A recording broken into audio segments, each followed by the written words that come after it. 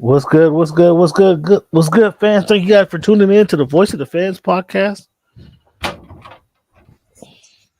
This is your man Cam on location once again, out here in the Pacific Northwest, Cleveland. So I want to complain this morning, but then I had to look back, Cleveland. I had to look back and be like,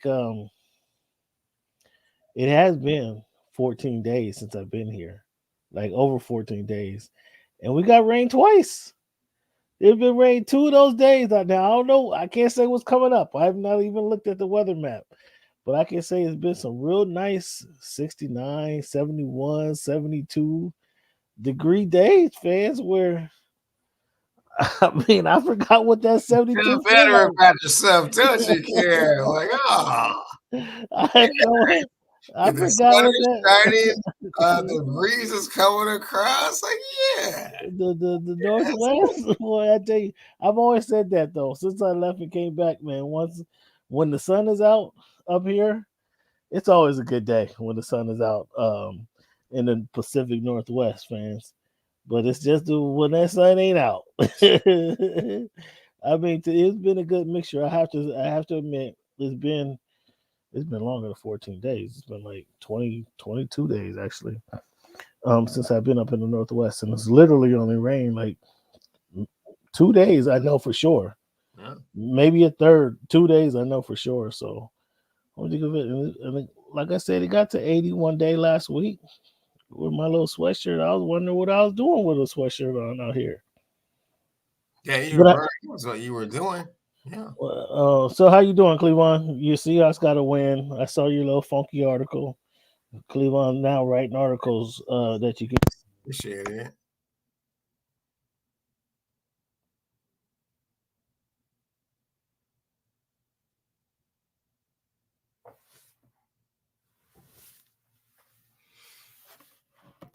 Sorry, fans. Yeah, I said Cleveland, you writing articles now about the Seahawks. Where can that article be found? On the voiceoftefans.org. There you go. We should have weekly content for you guys. So be sure to check us out, tune in, and leave a comment. Leave us subscribe and leave a comment to our YouTube page so you can also check that out as well. We haven't did it in a while, but just I do need to update this. I'll give you a forewarning now. But those of you who are new to the show, this is how we typically kick off the show. Am I speaking to right now? Cameron. My name Cameron. is Cam Buford. Hey, it's Peter Rosenberg. I'm hanging on my man Cameron Buford. We got some good questions today. I'm a Dolphin fan. There's always room for improvement. This is a big year for Tua to prove that he's a franchise quarterback. I'm more a fan of boxing. Boxing is my main sport. All we want to see every year are the best two mothers getting in the ring and getting on. Best team to fight for this. Somehow we got away from that because guys are trying to protect their record. Think about it like this. The promoter pays the fighter. The fighter pays the manager. Okay. So the manager works for the fighter, and the fighter works for the promoter. Okay. Talk about that loyalty for a moment. I'm standing there to try to make a change. Give back to the youth, give back to my community and show them that there is hope that you can make it out. Only thing is you just got to be dedicated. You got to keep your head down and stay on this course that you're heading towards. So you are lifting weights currently?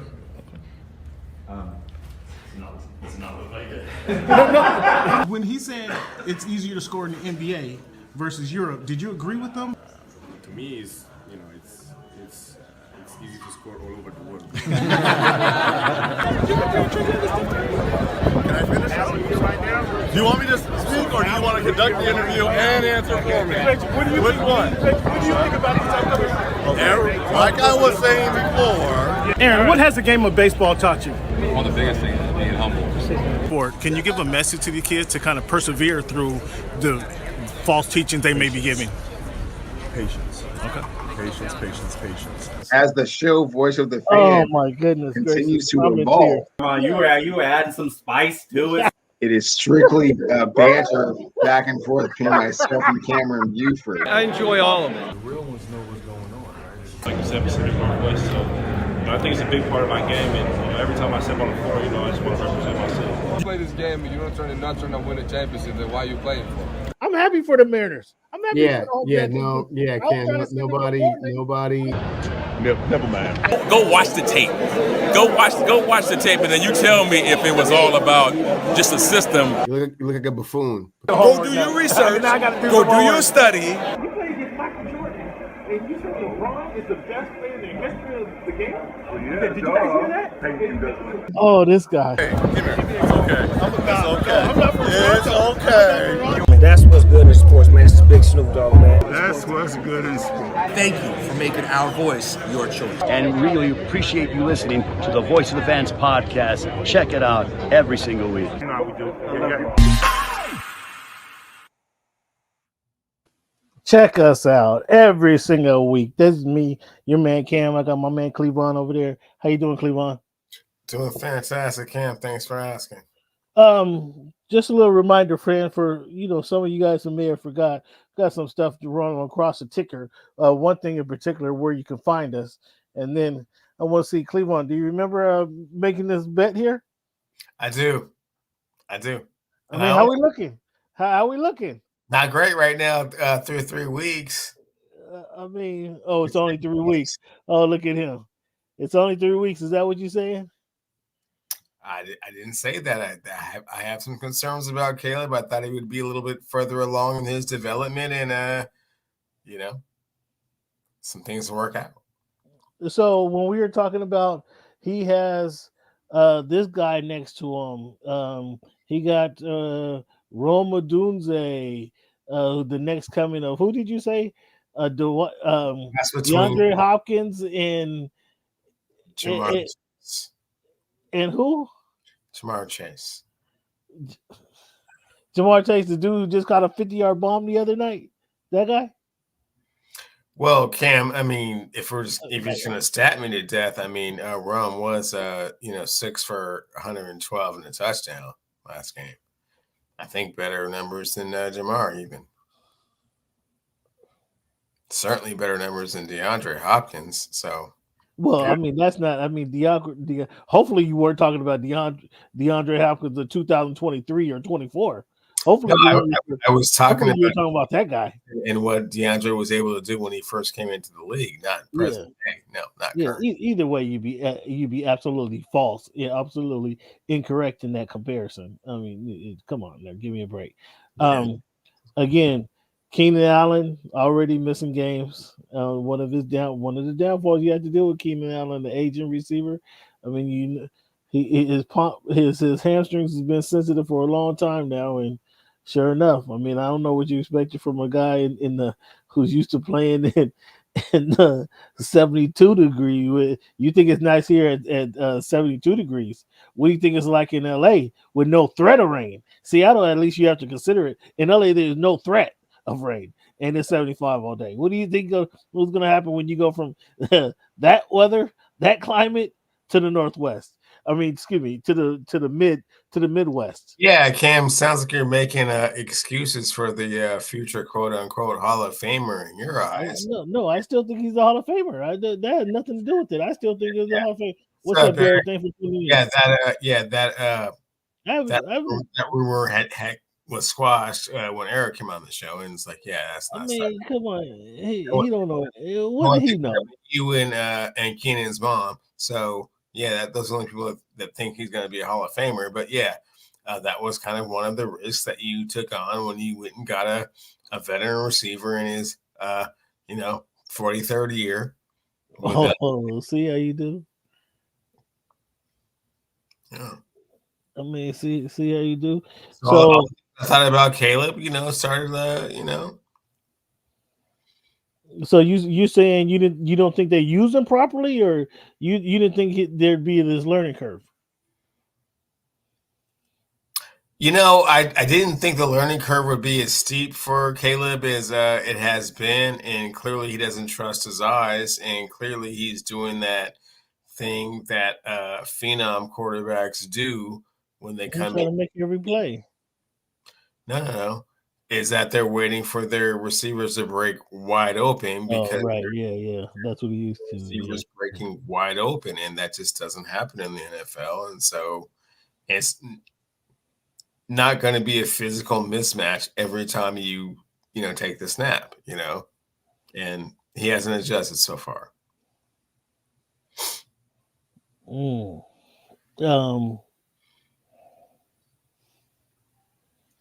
What do you see? Is it a problem with the offensive line that he's not trusting that as well, and he's doing a lot of moving? What do you think? What are you seeing? I mean, if you're watching these games and you're being critical, what are you seeing that other than he hasn't adjusted? Because that's kind of was expected. Yeah, the offensive line is not spectacular, and again, he's used to playing at USC, where like, wow, I have 4 or 5 seconds to make decisions. But he was turning those 4 and 5 seconds, like a lot of people don't have that, but he was turning that 4 and 5 seconds into 9 and 10 seconds just with his running around and stuff. Some of that stuff I thought was unnecessary. So none of that's going on. But the biggest problem is that he got a false sense of security in kind of like where he was in his progression with regards to being an elite quarterback from the preseason, from joint training camp practices, and so now you're not gonna talk about preseason mattering again. Did we go back here? Did we get back here in the second week in a row? I'm glad about preseason mattering. No, Cam, I'm glad that we're here because it gives a false pretense with regards to where you are as a team. Because no, it didn't, Cleveland. No, it did not really. Not really. It really did not. It really did. For a lot of teams. They thought that they were further along. We're talking about Chicago. Now you're going to bring in other people. They thought they were further along because of what they were able to accomplish in the preseason. And then once the regular season started, it was like, it's nothing like that, actually. You don't have enough games to kind of get through that to understand exactly where you're at as a team. You mean you can't? This is something that's really tough to figure out on the fly in real life situations. What you're saying? Do I got you right? No. What I'm saying is that you probably get a false sense of security with regards to what you were able to accomplish in the preseason, adverse how the regular season really actually looks. And Caleb is struggling with that right now. So the preseason game didn't matter. No, they absolutely did matter. They gave all the teams an opportunity to kind of scrimmage and see what they were about. But if they took anything too positively from it, it was kind of, fool's gold, because it's not really how things actually transpire once the real live games get started. And all of those things that he was really able to do during the regular season, during the preseason, have not translated to the regular season. Do you have a timetable for us, or are you just going to be sit there frustrated? Week 7, week 8. Week 7, week 8, we'll see the Rookie of the Year candidate that you was pumping up. Is that what you're telling me? Or we won't. That's on the board, huh? For sure. Oh my goodness! Not looking impressive. This is the first over here. This is the first. Oh, Caleb, you better get it together. Cleveland has been on your. He's been riding your bandwagon for the last 2 years. He didn't even need to see a senior season at USC. It didn't even matter what he did at USC. And now to hear him say, or he won't, like, whoo, like Cleveland is really telling you, or he won't, Caleb. Like, so much for that Irish dinner, huh? I mean, the way Malik was looking last week, like, oh, okay, well, that's clearly right now it's in jeopardy, and it's not in my favor right now. That's interesting. Caleb, you got Cleveland. You got Cleveland giving up in week 3. Not giving up. Just I mean, we might as well go do this in person if you're gonna give up in week 3. the glimpse from week 3 does not look favorable. Do more, do better. Ooh. Cleveland full of harshness tonight. Well, yeah, I don't even live in Chicago. Imagine what those guys are saying in Chicago. I mean, they don't know what's going on. I mean, there's no sports fans in Chicago. Funny story. I was in Chicago. There's no sport. You couldn't pull up Peacock to watch the Bears. Yeah.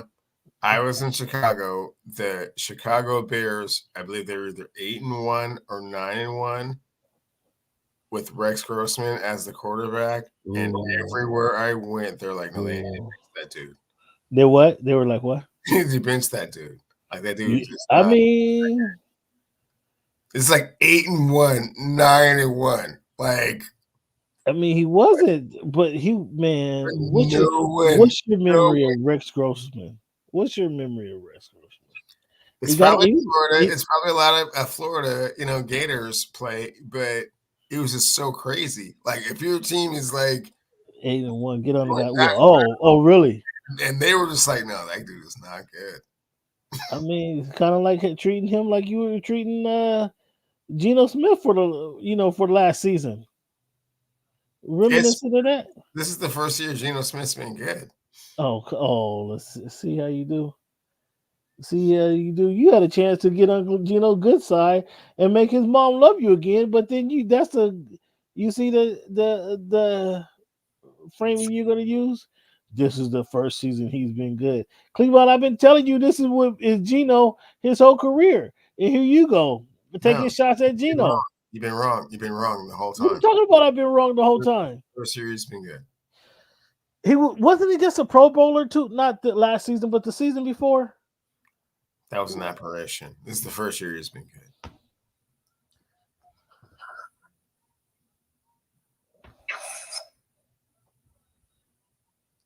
You know what? I try to give you a home run shot, and you see what you do. No, you can't even take the pop up that Gino Smith has played for the last 3 years. This is the first time he's been good. Man, I'm gonna get Gino on the show. Get him on the show. That might be my mission for the next for 4 weeks. That might be my goal for the next 4 weeks. See if I can get Gino on the show. I'm so ready. Because you gonna have to apologize. That's what I would make him. I would make you apologize to Gino on the show. I would tell Gino to his face the same thing that I'm telling you. This is the first year you've been good.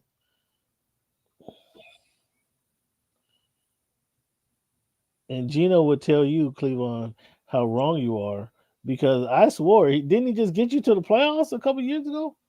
How you just gonna throw that man aside after doing what he did? I mean, that was all right, man. What do you mean, all right? What? I mean, Tua got y'all. You've been spoiled. Yeah, Tua got y'all to the playoffs last year, and you still ready to throw him out with the bathwater? Because you see why? You've watched too much tape. You see what his fragility. You see why this is his fragility plays into it. Even before the concussion, you still weren't not a fan. Well, I predicted that was having foresight. Because you had seen too much. No, that was having foresight in being able to project. I've been watching Gino for 3 years. This is the best he's ever looked. So, and it's not coincidental. It's in that new Grub offense that he's looked extraordinary. So, well, here you go with that college offense. Here you go with that college offense. I don't know, man. I know, because you've been in that different time zone, so you haven't had an opportunity to actually watch the University of Washington Huskies play. They only lost 3 games in the last 2 years. That's in college, bro. You can't make that comparison. Say that, but they have 3 starting receivers in the league. Okay, is that offense going to look the same this year? Reached up and grabbed Michael Penix Jr., the Atlanta Falcons did, in the top 10. You ought to be glad they didn't do that. You better be glad that didn't happen. Talking about fragility.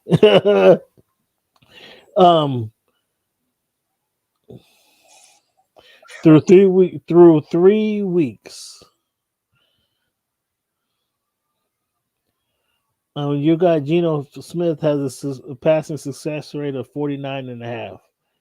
That's only his rookie season, or no, excuse me. Only his first season with Seattle did he have beat that, but he only threw 5 passes. He was 4 for 5 that game. But that was his first year with the Seahawks. He had a 50, but he only threw 5 passes. Yards per catch per pass, or excuse me, yards per pass is just as high as 10.2. He's had higher. He's had 11.2. He was 11 last year. And his yards per game, Cleveland, is high as it's been. 263 in his career. And he leads the NFL in pass completions. That's something that you ought to be proud about. And his completion percentage, Cleveland, is right at 75%, at 74.8. So it's time you put some respect on Geno Smith's name.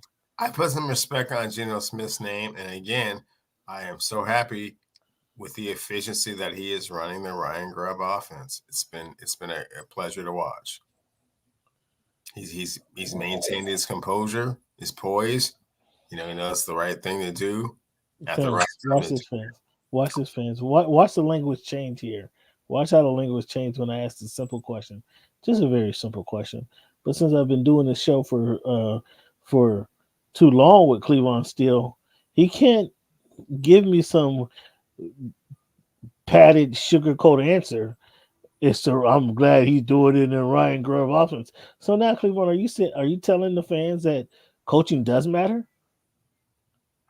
Oh, absolutely, it matters in football probably more than any other sport, because we're about to get past the first quarter, Cam, and fans that have been watching and don't listen to Cam's rhetoric.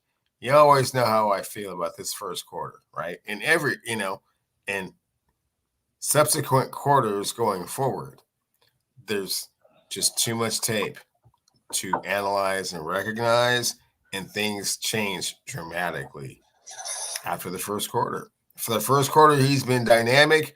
They've been running this offense. They've been doing things. I'm like, yeah, love it. Yeah, love that play call. For years and years and years, since Marshawn was gone, not really loving the Seahawks offense. This one, love it. Doing great. And Gino's looking great in it so far. More shots taken at Gino, unprovoked shots. Just why'd you have to throw this so far in there? He's 3-0. He only can do what he can do, right? Right, and so far, that was you didn't need to say so far, man. You didn't even throw that in there. I gave him his praise after the New England game. He showed a lot of poise, a lot of maturity. Doing some things that we need him to do. Great. Well, we're gonna talk more about Geno Smith and the Seattle Seahawks and their, the Seattle Seahawks brought out the refs and made the refs part of Lumen Field, and you really showed off their little home field advantage against my undermanned Miami Dolphins, I might add. But we had those guys. If my backup tight end doesn't bobble the ball off his face mask, that's a whole different ball game late in the fourth quarter. So we're going to talk more about the Seattle Seahawks and that matchup there with the Miami Dolphins at Lumen Field. But fans, I want to thank you guys again for tuning in to the Voice of the Fans podcast. This is week 310 of the Voice of the Fans podcast, and each and every week we do some things that other podcasts do not do, Cleveland. We have a numbers game at the beginning of the show. We have our This Week in History segment after our NBA talk and between our miscellaneous and NBA talk. Then we're going to give in the show with a quote. Not many shows do that. I'll give you guys some inspiration to move forward throughout the rest of the week, Cleveland. So Cleveland, with their numbers game, being that it is September 25, week 2024, and week 310, Cleveland, We're gonna look at the number 25 and the number 10. When you think of the number 25, who comes to your mind first, or who wore that jersey number the best? You know, Cam, who's coming to mind first is Reggie Bush, just because he's still trying to be petty and act like he wasn't, culpable with all of the things that went on with him, and why the NCAA took his Heisman, and forgets that he, his agent was, paying for his parents to live in a $3,000 a month house for 3 years, and then he decided he didn't want to sign with the agent, which then led to, other ramifications, and wants to act like he's a victim here. It's horrible. Don't like it. His play on the field when he was number 5 was extraordinary for the Trojans, but 25 with the Saints, he did get a ring. Let's not forget about that. But he was a punt returner when he got the ring, though. And the starting running back. So I just don't like the way that he's handled this whole thing. Now, when it comes to who wore it the best, well, that's Barry Lamar Bonds. Do you say Casey Jones? So when it comes to who wore the number 25 the best, that's Barry Mark McGuire.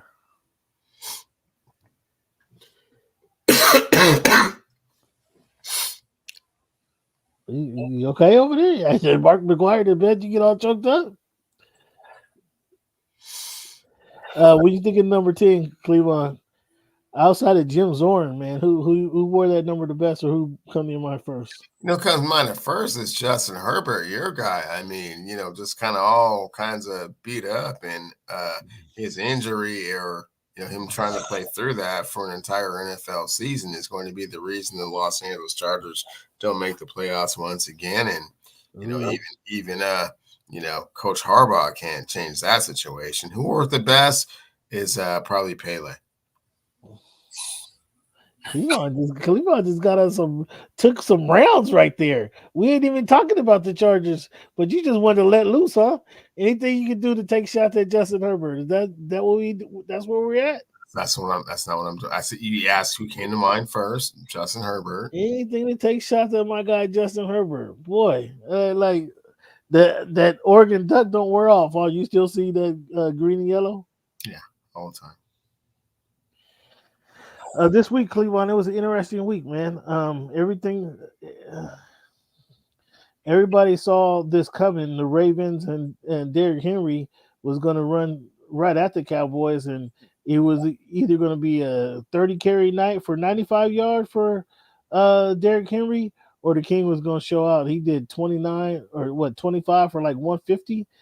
Showed on the Cowboys, and your guy Podcast Parsons, like, everybody just seen him running on him. What's the deal now? Yeah, he's been exposed. It's very obvious how to attack the Cowboys defense. It's with a lot of motion, and Micah will follow the carrot wherever the carrot goes. It's not really actually there, and the Cowboys have to be up for him to be effective, right? Because if they're down or you're not really quite sure what they're going to do, then he has to do a whole bunch of stuff he's not really very good at. But if it's just the Cowboys are up by 6 to 10 points and he just has to rush the passer, oh boy, you don't want that. But when he can do other things and the game's kind of in question, he gets a little confused out there.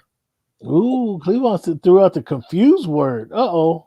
You didn't say like he's not playing with a full deck. You didn't mean that kind of confused, did you? No. I mean, it's just like a lot of motion. Yeah, I'm trying to save you, man. I'm trying to save you. Reverse or that kind of stuff. Yeah, he's fully committed to following the football, even if the football is not there. So, yeah. Man, well, on the other side of the ball, Cleveland, you want to take shots at my thoughts on guys need to play preseason games. But CeeDee Lamb and Dak ain't playing with the same connection we saw them play with the last couple of years.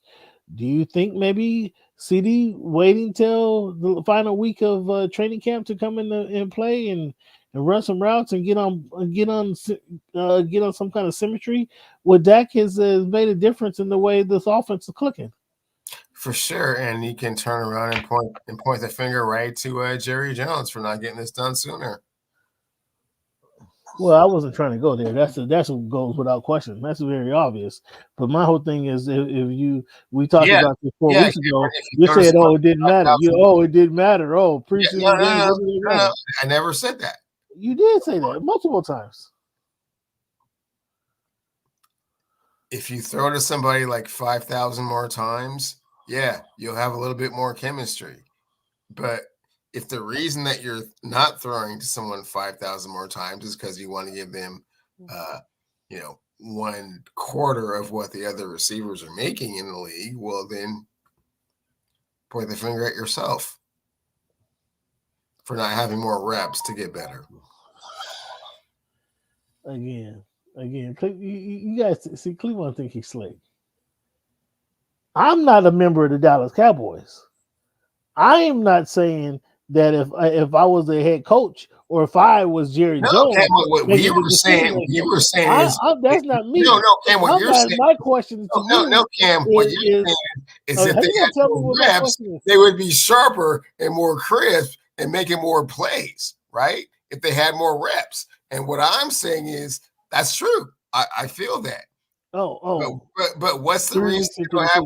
But what's the reason they don't have more reps?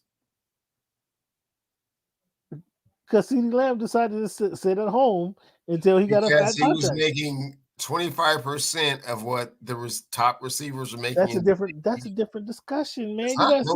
You see how Cleveland just trying to combine the conversations.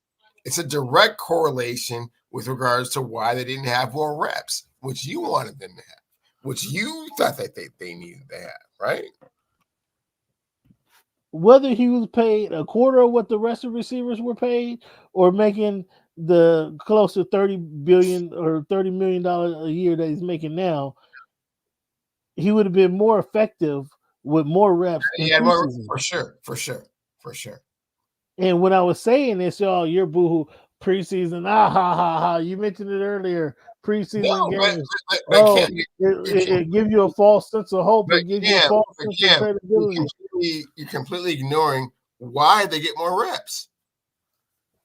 Again, you want to go to the contract. We're not talking about the contract issue. What's going on in Cincinnati, right? Another example. Yeah. When you're there, that symmetry seems all of a sudden happen. When you're there, so what makes me come there to camp? Compensation for who I am. Your desire to win. Your desire to win championships. Okay, Cam. Your desire to win should have you showing up. How you gonna be? And then you show up, and then you're on the sideline and sweats all the time. You see, that stuff doesn't work, man. That when cats do that, they have a funky season. Mm-hmm. Come into camp, play, be a player, play a role, and the money will come. Will it? Well, Dak dislocated his ankle and still got paid. Will the money come? Who didn't get? Who hasn't got paid? Cleveland. When you talk about a player like Justin Jefferson, Smart Chase hasn't gotten paid. T. Higgins hasn't gotten paid. Okay. No. Dak Prescott. What I'm saying, who hasn't got paid? Who hasn't got paid? First game of the NFL season. Okay, no, you're not letting me finish the question. I said when I say who hasn't gotten paid, Cleveland, what player in NFL history? I'm trying to rack my brain right now to think of it as I ask this question. What player in NFL history decided to play without a contract and his career was ruined, and he never made that contract? What player did that happen to? I'm sure there's been. Just name one. Like that, but I can't. No one. You just gave me an example of Derek, of CeeDee Lamb, of Jamar Chase, of Dak Prescott. Obviously, he got paid at the very last minute. But name me a player. Yeah, Cam, I'm not going to get into all that negative energy. Oh, that's negative energy now. I mean, you try to bring up contracts and compensation into the conversation. I know for a fact it's happened. Hit me kind of quick with that question. Okay. Well, think about it. Let us know. Let us know when you think of one. Let us know when you think of one. But the Commanders over the Bengals. Now, Cleveland. I was forced to start a segment last season. Do you remember the segment I had to start? Although it was about week 8, I will say, because I was holding out on making this recounting what I actually thought about this player. But do you remember last week I was forced to start? Your guy forced me to start a segment. Do you remember the name of the segment? No. The name of the segment was "I Was Wrong." And it took me about 8 seconds, or excuse me, it took me about 8 weeks before I could commit to saying that I was wrong about Stroud. Can you say in 3 weeks that you're wrong about Jayden Daniels? Yeah, I was wrong. I mean, I didn't watch all of the game. I saw more so the second half. But I didn't know he was 21 for 23. Like, I just saw him I was at a bar just kind of watching him play, seeing that the game was on. Bro, 21 for 23, that's 91% completion percentage. Okay, well, you don't have to stat me to death. And again, no, I'm just saying that was impressive.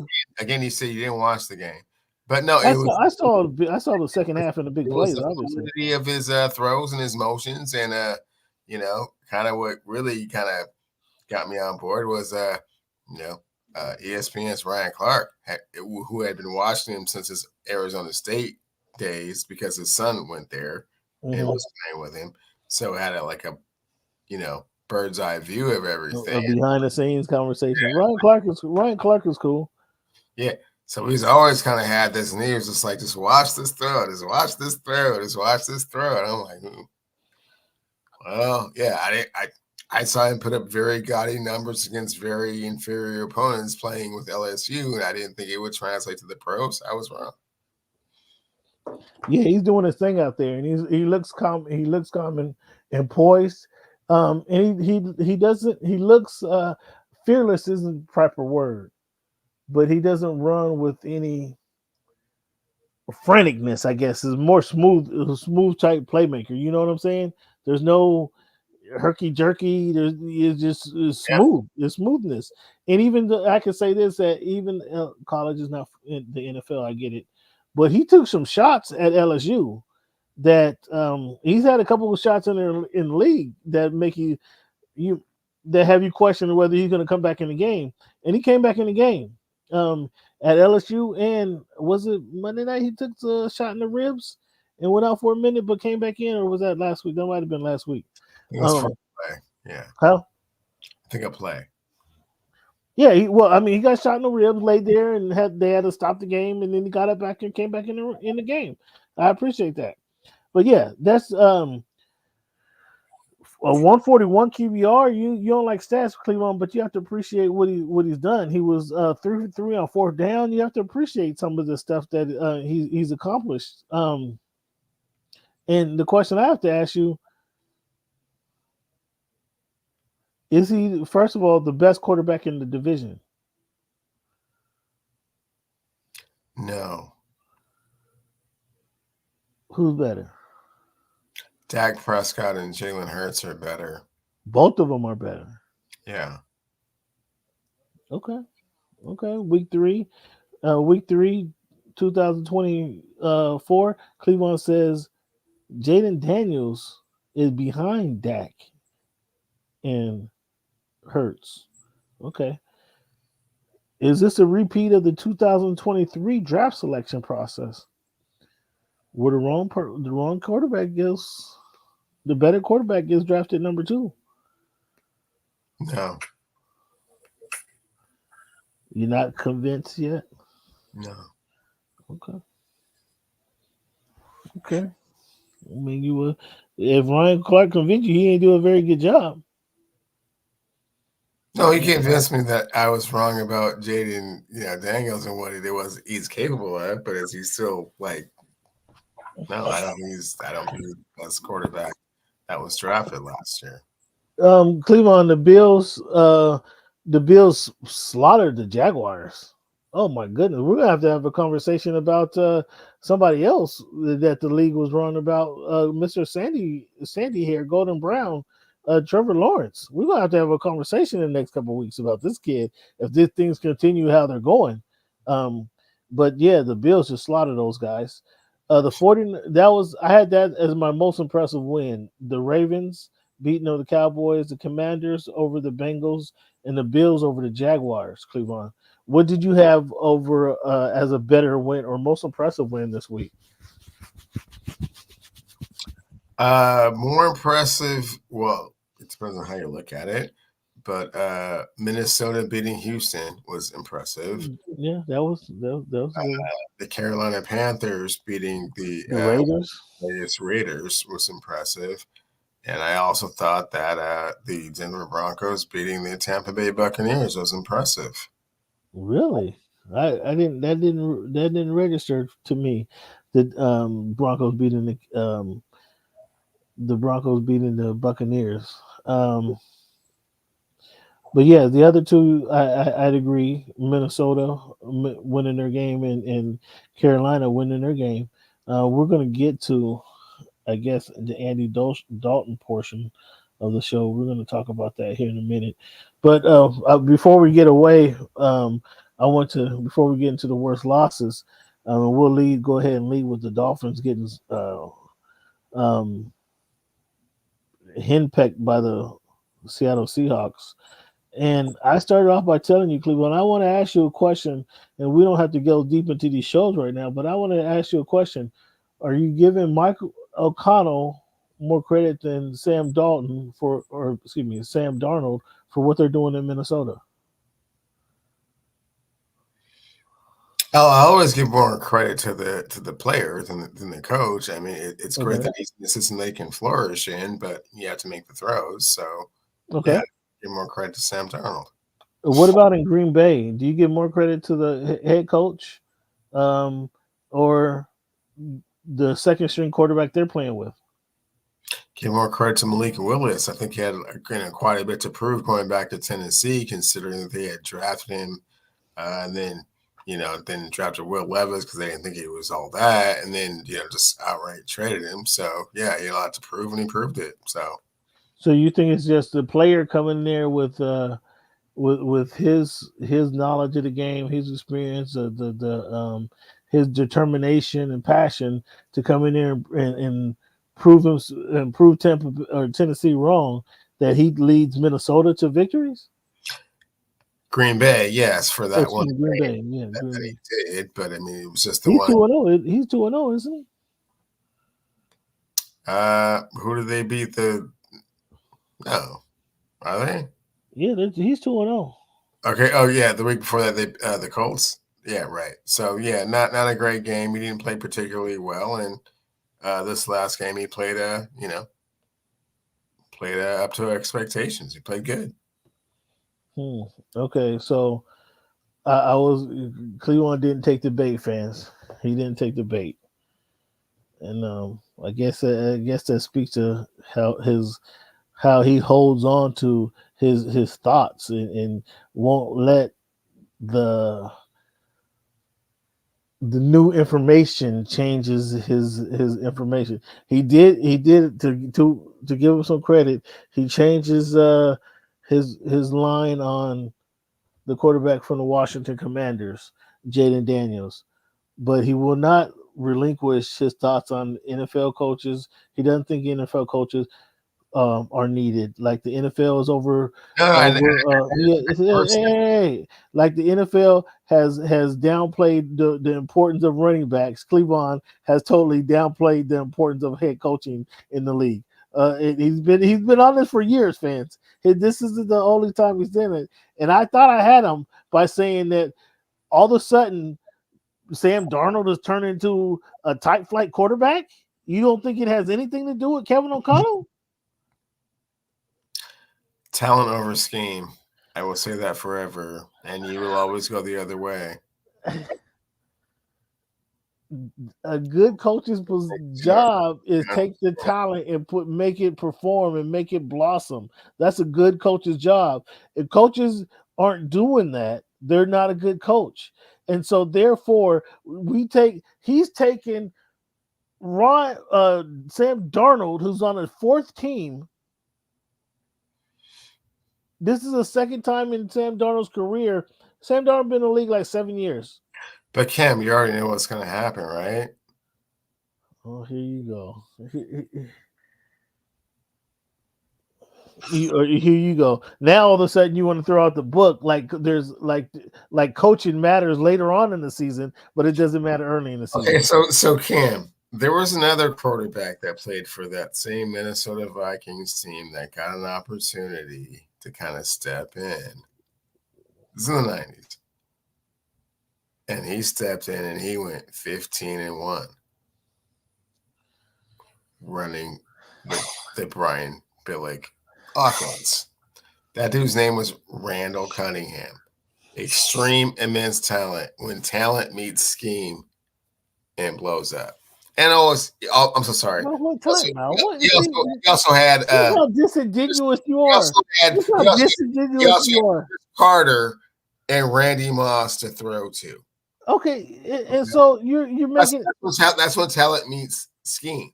Like they meet. So wait, Culpepper wasn't talented? So right now, Culpepper wasn't talented. Are you saying Culpepper wasn't talented? So right now, what we have so you don't want to have that. No. You don't want to have that conversation. This is how disingenuous he is. Yes. When Cunningham and meets talent meets scheme, you get the perfect combination. 15-1. What are you talking about? 15-1. But by that time, what happened to him? What happened to him the next year? Because by that time, the next year. No. Because by that time, and this is even more to my point. Because by that time, when Culpepper came in, the scheme wasn't even the same. But they had the talent. They replaced the Randall Cunningham with the Dante Culpepper, and they still had Chris Carter and Randy Moss, and got to the NFC Championship. Lost the Giants. And back to my point. It takes 4 weeks of tape for the league to go, okay. Either we're going to have a very difficult time stopping this, or we need to figure out how to stop this, and I've figured it out. So it took probably like 4 plays before the Dolphins figured out the Miami Dolphins quarterback couldn't do anything on Sunday. And when I wanted to bring up the whole coach versus talent situation, those other coaches, I don't care what you say, those other coaches, you have never seen you've seen a couple years apart glances of Sam Darnold winning 3 games in a row. This is only the 3rd time it's ever happened in his career. So we haven't seen him on this. We don't see him on this type of streak very often. So I'm gonna credit the coach for that. And Sam Darnold can't come off the bench playing for a 5th team in his career, talking about now here's my chance to make a difference in the league. No, it doesn't work like that. You get it. Somebody coaches you, breathes some confidence in you, allows you to play in an inhibited kind of way, and whether he's depending on you or not, he's allowed to play and play free out here, and this is what he's doing. And I'll give the coach of the Green Bay Packers a nod on this as well, because he's taken Malik Willis, who was pretty much given up on by Tennessee Titans, and made him a serviceable quarterback. What I want to say, and my point is about Chris Greer and the Miami Dolphins, is everybody's not thinking about your backup quarterback, even when you pay your first string quarterback $53 million. But the good GMs do think about potential disasters. And how could you not have a backup plan when you have a quarterback whose propensity to get hurt or to be out for 3 to 6 games with head trauma? How can you not have a proper backup plan for that? You come in with you decide on Skylar Thompson in spring. I mean, we're just a few weeks away from training camp. You decide on him, Skylar Thompson, to be your backup. He comes in, he absolutely stinks. Tim Boyle, the 3rd string quarterback, comes in and looks better than Skylar Thompson. So what are we doing there? Mike McDaniel, you had 10 days to coach up one of these guys to get them ready for a football team. Now, albeit you don't have a lot of tape on the defense that Mike McDaniel is running up in Seattle, but you had 10 days to prepare for this, travel across the country, get to play it up. It looked like completely out of play, completely outclassed. We're not targeting our number one receiver, the receiver who's making over $30 million. We're not targeting him, but 4 times in the game, you don't target Jalen Waddle, but like 3 times in the game. This is you run. Or poor A-Chain. I hope you got him some Epsom salt. I hope he signed a contract for some Epsom salt early in the year, because he's going to need these hot and cold baths every day, because they're going to wear this young kid out, and he's going to be like DeMarco Murray. What's your line about DeMarco Murray? The first year you tell us we don't know if you're durable. He's durable the next season, and then he got too much miles on his body. So they're gonna wear this poor kid out. And so I was getting to the whole coaching of the thing. This is why I think Mike McDaniel's kind of on the hot seat right now, because you're gonna have to coach up one of these guys. You're gonna show us that you can get something out of somebody other than Tua Tagovailoa. You follow what I mean? Because if you're going to be without him for a number of games, you need to get something from somebody, or you need to have a better running scheme. Some of these third down short yardage plays that you were calling against the Dolphins, I couldn't figure out where the ball was going with not even being on the field or doing any scouting or listening to the coaches or watching film. I saw when they line up with the fullback in the game, who they haven't thrown one pass to the fullback all season. When they line up with the fullback in the game in short yardage, they're going to try to trick play and give the fullback the ball. They did it just a couple weeks ago and got shut down. Now they try to bring it back 2 weeks later. Like, what are you guys thinking? What are you guys thinking about? If you're going to wear A-Chain out, wear him out. If you're going to, where's the young rookie you got in there? Mostert is, like Kawhi Leonard. So well, I'm sorry. And what does that mean, Cam? Can you explain to the fans what that means? No, I think most of them understand who. No. How Kawhi Leonard is not there very often. But I was extremely disappointed in the Miami Dolphins performance out there. I was going into the game. I was a little frustrated with the coaching decision and not to have a proper backup in place. Like, I just thought that was poor planning on the GM part. Your quarterback's main problem is he's fragile, and not to have an adequate replacement in line or in house I think it's a bad decision. And I want to see some coaching from Mike McDaniel. Mike McDaniel, coach these kid up. I'm not accepting 3 points. What did we score? 3 points with Tua against the Buffalo Bills, and then come back and score 3 points against the Seattle Seahawks? So that's 6 points in 2 weeks. I need more. Mike, no, we need to be better than that, buddy. We need to be better than that. Cleveland, where am I wrong? Well, Cam, he understands that his scheme is only as good as his players, and right now he doesn't have a starting quarterback, so he can't call the same type of offense. I know that you were clamoring for him to do more, stretch the field, do this and that, but hey, man, I don't got my Tua. I don't got my Pro Bowl quarterback, man. I can only do so much, even with all these receivers, even with all this speed on the outside. Man, I don't like doing this show without my soundboard. And right now, Cleveland is just cracking joke after joke after joke. Like, what are you talking about? He doesn't have his Tua. You have his Tua. So, I mean, Tua is what makes the offense go. And what makes the team go is the fact that the offense is so explosive. So the defense can play differently. The running game is different. But when you're trying to dictate to another team and you don't have a quarterback that can get the ball out accurately and efficiently very quickly, well, then your offense just doesn't work. It doesn't work the same way, man. It's not a plug and play like you like to allude to. When you plug certain players in and, it wasn't that player that was in there before, the results will not necessarily be the same, Cameron. And you saw that, right? Skylar Thompson running this offense is limited because it's limited in the amount of plays that they can call. It's limited in his skill set and his ability.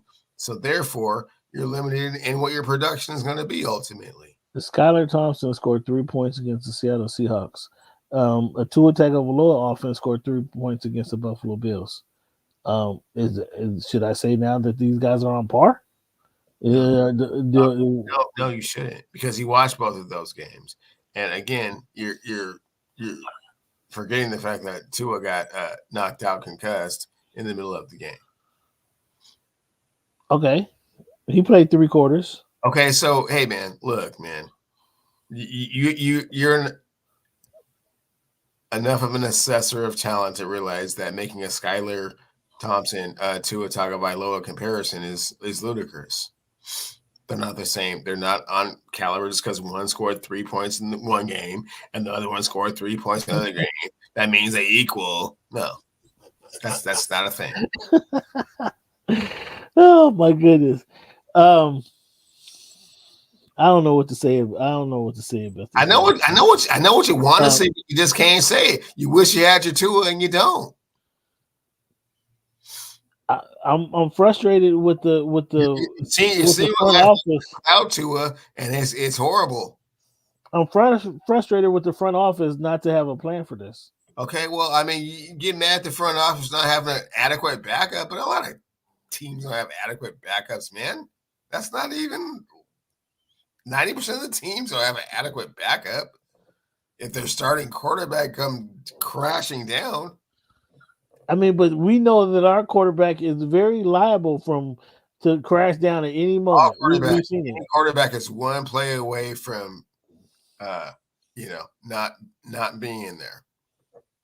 So and if then we travel. Then everyone should have like a top tier, like ready to play backup quarterback, and they don't. And then another thing that made it tough was we had to travel. Like I think it's like 2,700 miles from Miami to Miami to rule number one of my book: bet against a team traveling across the country. Can't get much further than Miami to Seattle, can you? I don't think it's geographically possible. But I don't think it was the PJ flight that hindered their performance, or I think it was more so of the collusion between the Seahawks home team and the men in stripes on the field. Like they was getting some. When have you ever seen a coach run to a ref and call timeout on the sideline, and the refs look at him and just no, you don't get that one. When have you seen it? Have you ever seen that? It came out. I don't remember a player talking about. No, there was a play. It wasn't a play, Cleveland. I just asked you, have you ever seen a ref wave off a coach and call a timeout? Have you ever seen that? Yeah, no, I've never seen that. I mean, when there was a go to the whistle. I mean, when they go to the looking at the camera to see a replay, the coaches wouldn't even address our call. The referees wouldn't even address our concerns. Yeah, Kevin, I don't recall any of those things. I know. I'm sure you don't. You was in Loomis Field cheering on the cheating. It was distinctly a home field advantage for Seahawks in Loomis Field against my Miami Dolphins, and I didn't like it at all. But all that being said, if my backup tight end actually catches the ball, that's a 1-score game. And then Seahawks fans are extremely nervous at that point. But then Cleveland continues on rhetoric. I don't know what you're talking about. So that was a painful loss for a lot of reasons. The 49ers losing to the Rams. The Rams came back on them in seconds. Like, you want to blame Purdy. You want to, you have a problem identifying quality quarterbacks. Like, it took you a minute to I don't. I think I identified C.J. Stroud pretty quickly. Do you recall?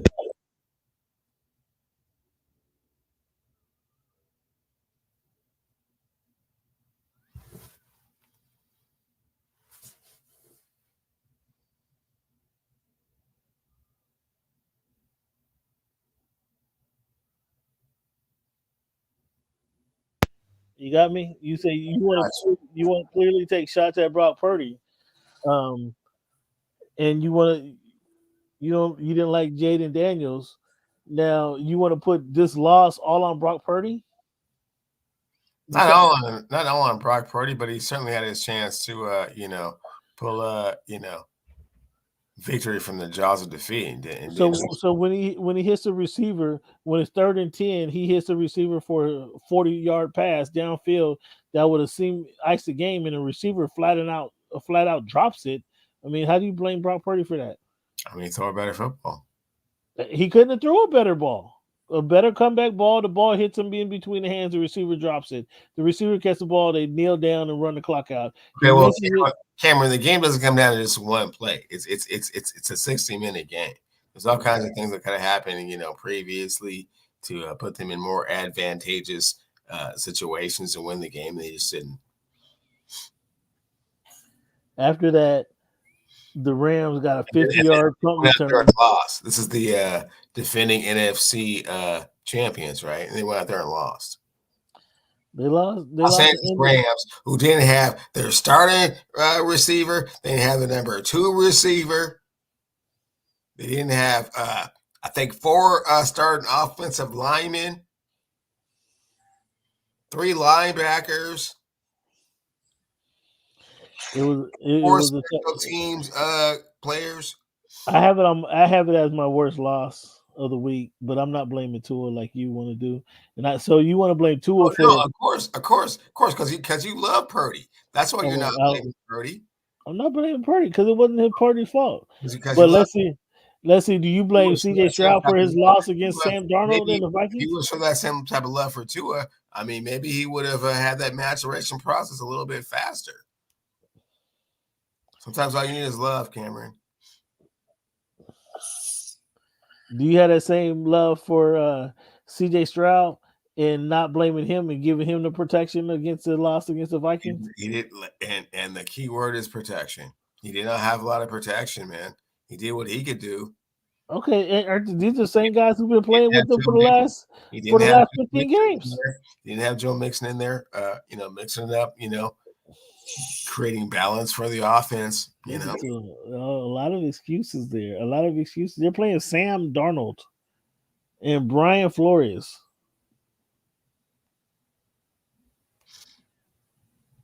And then you're gonna come. You need excuses to beat those guys.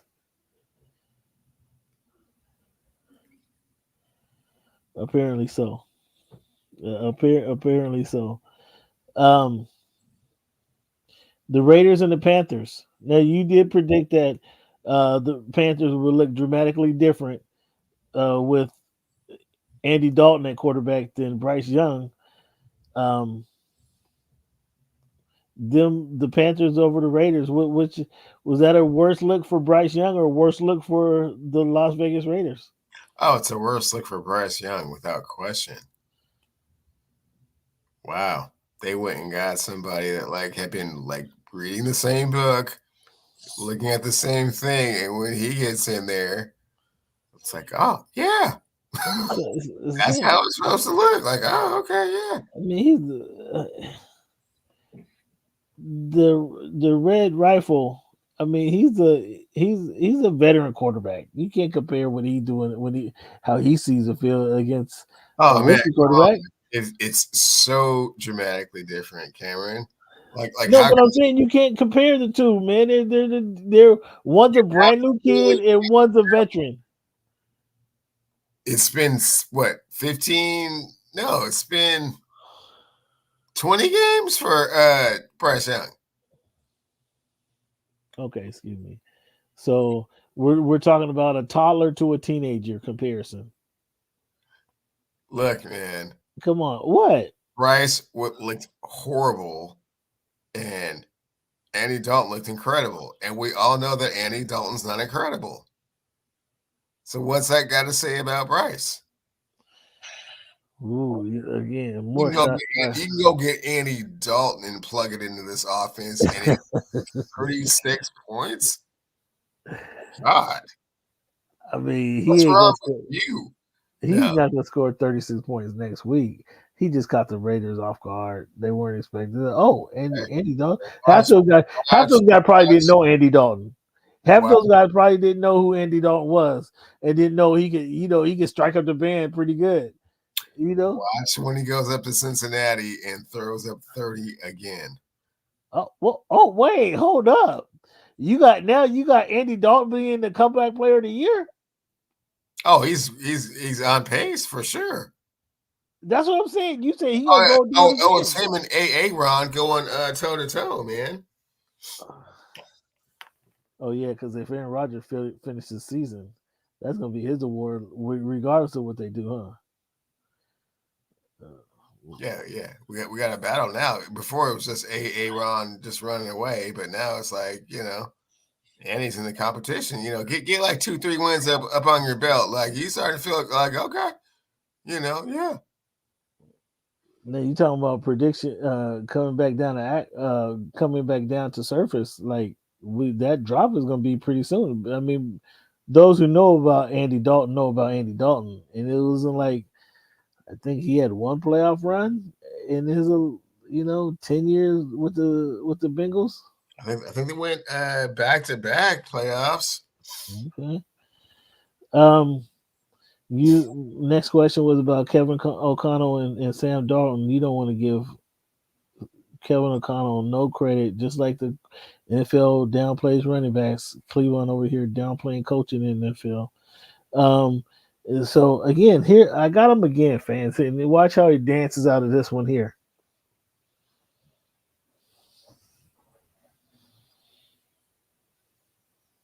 Justin Fields now the man in Pittsburgh. Yeah, he's the man. And what is the turnaround between Justin Fields this year and last year?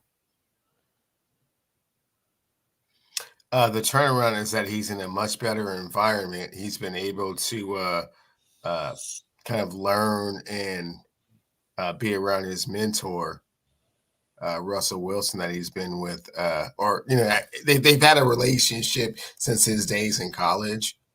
You know what I'm saying? And now he has, Mike Tomlin believes in him. Okay. That's why they brought, both of them in. And unfortunate, it got started with, pushing the sleds, and, Russ's calf hasn't been good, ever since. But everyone knows, everyone knows you have to ride the hot hand and ride it as long as you can. What would a quarterback be doing pushing the sleds? Cleveland he's not letting go of the storyline that Russell Wilson it was the trainer fault for overexerting Russell Wilson. Why are they pushing sleds around? When do they ever push people around? When do quarterbacks ever push people around? I want to know. I want to see the sled. You got a picture of the sled that he was pushing around? Because that sled. I don't have a picture of the sled, but when do quarterbacks ever push people around? They don't. I mean, they don't. So why are you having players that never do that? And he got a leg tear. It's been 7 weeks ago, Cleveland. You still holding on to his calf just ain't right? I mean, it still hasn't healed properly. Ooh. So now Russell and all the medicine that he has available to him, all the finest doctors that he has available to him, they can't heal a calf muscle, a sore calf muscle? Apparently not. This is ridiculous, bro. This is ridiculous. He was worse than Trump said he had nothing to do with the insurrection on January 6th. You're like Russell calf muscle from overexertion from the trainer, and we're going with Justin Fields. Russell's season is done, fam. Russell, I mean, if he might be a backup there next year, but Russell's career as a starting quarterback is over. Unless he were to come back and win, Justin Fields went down with a broken wrist or something. Okay, well, I don't know if you've seen the situation over there in Las Vegas, but I don't think they're opposed to trading for Russell Wilson if he gets a little bit too late into the season of just losses and losses. Oh, you think there's still a spot for Russell? Quite possibly. You think that's you want him back in Seattle? I know you guys were playing kissy face on the phone a couple years ago when you were upset with Gino. We're all right with Gino for right now. What? What? He finally said we're good with Gino? For right now.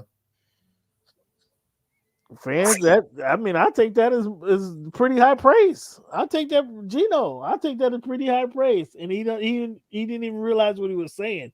That's how much he was taking a shot at Russell Wilson, fans. The Ravens run through the Cowboys. The Chiefs activate Kareem Hunt. I saw somebody on my free, fantasy football league scouring the waiver wire and went and picked him up. Oh, hey, are we talking about fantasy football right quick? I'm just saying. Is that what we doing? What happened? You got the standings up? The stand. Oh, you want to see standings this week? Yeah. Last week you want to see some standings. I don't have them available right now. Oh, okay. Or the Wi-Fi. Yeah, but somebody did pick up Kareem Hunt, and that would be guilty as charged. Yeah, Kareem Hunt. You gonna wait another 4 weeks for him to get into action? No, he's coming out balling like, oh man, come on, Kareem Hunt. He knows. How long? It's been like 4 years ago since he played, bro. Not since he played. Since he played for them. Oh man, he knows. What do you know? He know what? He knows this is his last best chance at super duper glory. And trust me, he is saying his prayers and eating his vitamins and drinking the best of nutrient drinks and eating well and getting to sleep. And man, is he in shape? Is he ready to play? He's in shape. He is ready to play. He is so motivated. And so many of them cats are still there from when he was there before. He might even be sleeping in the guest house at Patrick Mahomes' place, man. Ooh, that'd be a good place to sleep. I tell you that. That's the first place I would knock on the door. The first door I would knock in. Yo, Patrick, what's up? I heard you got a nice compound. I know you got an extra bedroom by the pool, man. Cut out the games. Yeah, I just need a place to get right. Extra transportation, quick transportation too. You're never gonna be late, man. Well, we'll see. You think he's gonna come back right away and be effective? Yeah. I mean, kind of Cleveland. This ain't golf, bro. This ain't golf or tennis where you can take a break and just come back. You just don't come back. Last year. Who did he play for last year? Cleveland. He was on the team. He didn't really play, did he? He was part of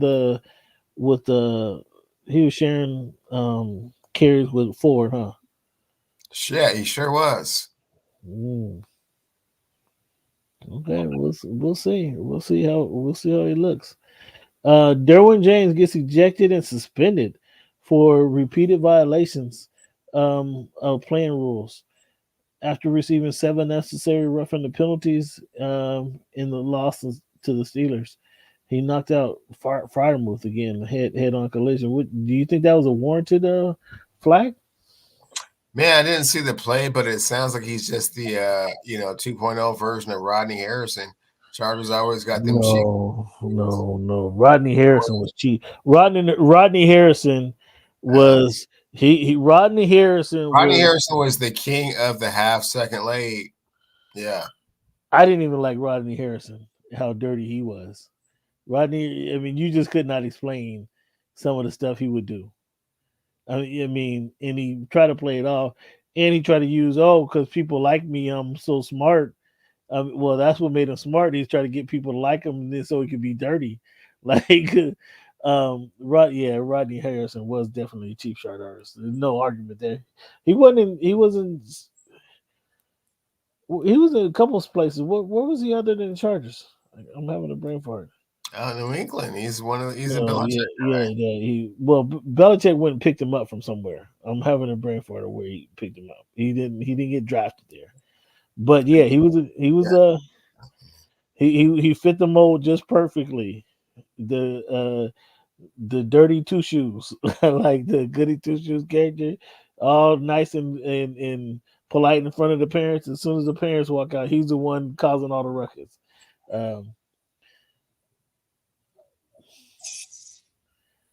Which team, Cleveland? Which undefeated team do you have the most confidence in? Which team does not make the playoffs? Should I say? That's the question I want to ask you. Which undefeated team? Seahawks, Vikings, Bills, and Chiefs do not make the playoffs. The Vikings.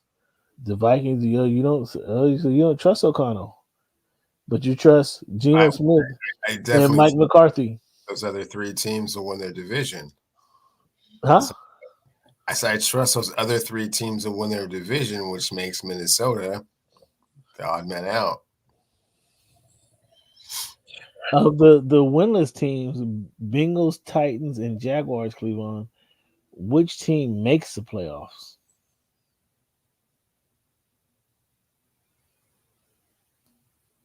I don't think any of those teams make the playoffs. Ooh, the Bengals gonna be hung out to dry this year, huh?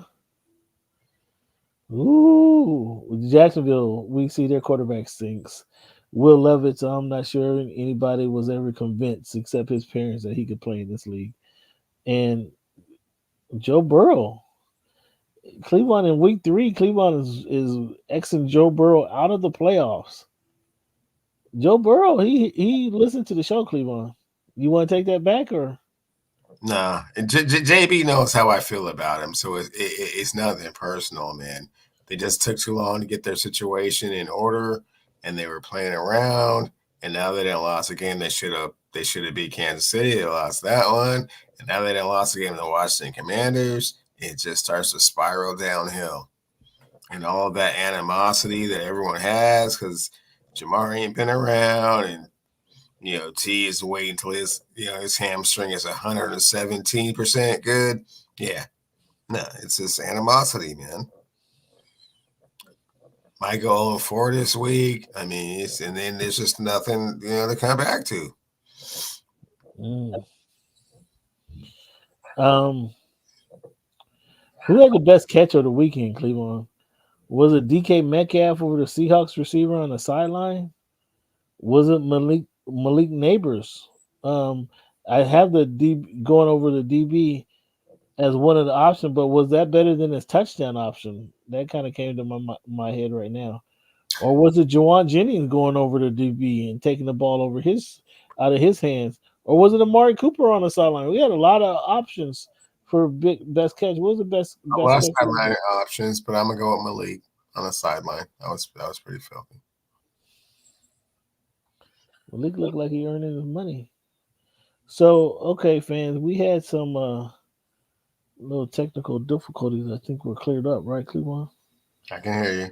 I said, I think we had some technical difficulties with our spreadsheet last week that are cleared up for us.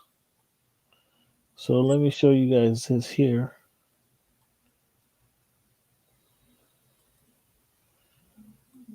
Here's a look at our picks from last week. Can everybody see this? You see it, Cleveland?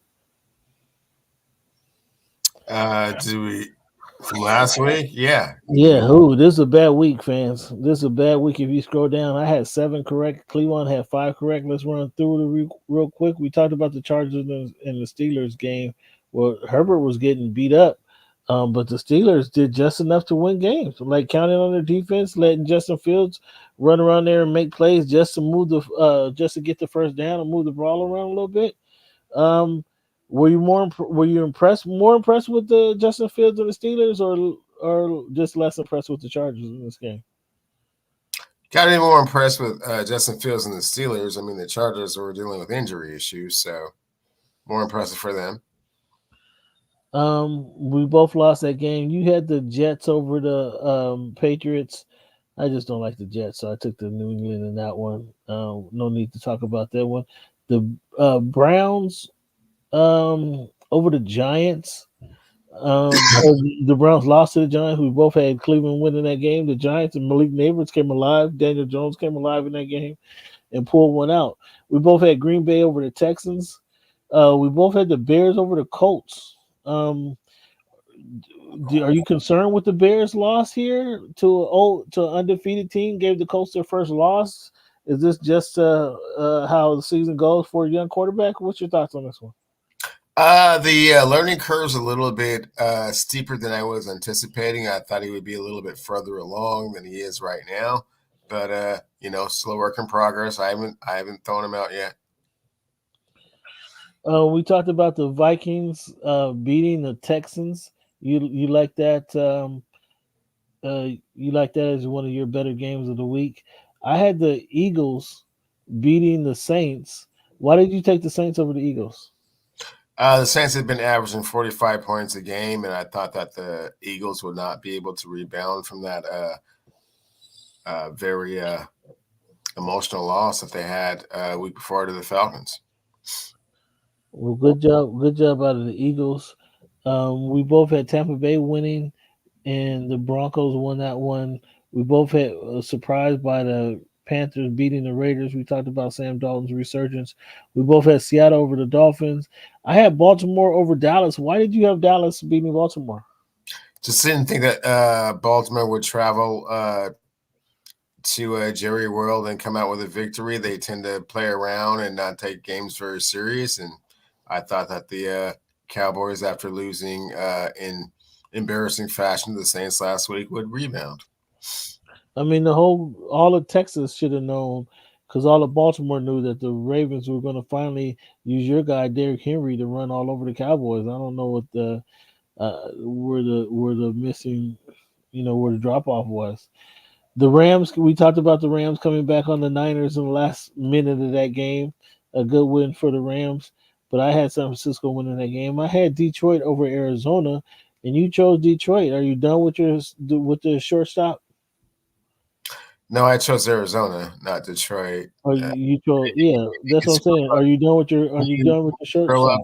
Can you scroll up so the fans can see? Because we can't see what you're saying. There we go. Perfect. So, I thought that the Arizona Cardinals will win at home after putting up 41 points the week before and finally learning how to use Maserati Marv Harrison to his highest and best use. It just didn't happen. Well, they use Marv. He looked good in two consecutive games in a row. He's looking better than that quarterback in Chicago for Rookie of the Year. So good work out of you, Marvin. Keep it up. We both had Kansas City beating the Falcons. Kansas City, they were now winning games that they used to lose. I mean, we all remember the penalty where Chris Jones jumped off sides and allowed the Patriots go down and kick a field goal and move along in the game. I think they wouldn't have won the Super Bowl that year. Now the Chiefs are causing those penalties on other teams, and it's being said that the Chiefs are having favoritism, which is odd. It's just funny how the team kind of grow into that role, right? To now they're getting the benefit of the doubt, or they're not getting the benefit of the doubt for whatever reason. You agree there or no? They've been good for so long. I mean, they made the AFC Championship. So what was it, like 6 of the last 7 years? So, I don't really get the part where like they're winning games they usually lose, because they don't usually lose too often. They've been to the Super Bowl quite a few times, but it was a good victory to pull out, and they're just kind of rounding into shape, and now Kareem Hunt's coming back to the squad, and they'll replace Isaiah Pacheco's production with him, so they'll be all right. And if we had Buffalo absolutely blew away the 0-2, now 0-3 Jaguars. That was impressive. And the Commanders go ahead into Cincinnati and beat the Bengals again, forcing them to go to 0-3. And Jayden Daniels with his breakout party. Did your thoughts on Jayden Daniels change? I mean, he was just doing some things, Cam. I mean, I'm just right. You're not ready to come across the border. I'm riding the wave, man. I'm riding the wave. But you still don't sound like a believer. You sound like you have some hesitancy. Is that sense correct? So far, he's exceeded my expectations, and it would be silly to just keep like not saying, "Oh, he's that dude." But I'm looking into this week, fans. You can see I have the Dallas Cowboys beating the New York Giants. You just believe that the Cowboys just can't stop. We know they can't stop the run. Who are the Giants running backs? And you thinking they can't stop the pass either? last week was just I still have like concussion like symptoms from Residual. Oh, you got residual. You can't. Yeah. Okay. so many upsets that when something looks weird and I'm not 100% convinced the other team is great, then I just go the other way. So Atlanta Falcons. They're at home. I can see them beating the Saints. And so I'm gonna go ahead and say that the Saints. Can the Saints get back to putting up 35 points? Because this is going to be a high scoring game. We should have went over under on this one because this is going to be a high scoring game. I think this might be a 35-32 game, 35-31 type game against Falcons and the Saints because they both want to put up points. But I got the Falcons like you do. I got the Rams are going to. I mean, the Rams are confident right now. The Rams are coming in on the high where the Bears are coming in on the low. That momentum is going to carry into this game, and the Rams are going to beat the Bears in this game. The Bears ain't going to be able to score enough points. The Rams are at least going to score 17 points. They're at least going to do that. Matthew Stafford. They're going to get a block punt or block field goal attempt, to put them in field goal range, get a field goal. They're going to get 3 points from a special teams, 2 touchdowns in the game. That's 17 points. The Bears ain't going to do that. They haven't shown that they can get that done quite yet. So I got the Rams. You want to comment on the Bears? Why you got the Bears? Other than this, Caleb got to wake up sooner or later. Rams have been beat up at their skill position, and that's showing me. Yeah, it's gonna start to get a little bit colder. Yeah, it's not quite chilly, but it's not California love type weather. This is a good time to go to Chicago. There's no snow on the ground. Minnesota over the Packers. I think we could both agree with that. The Packers and the backup quarterback of Minnesota, they've just been playing too good right now. We both have Pittsburgh over the Colts.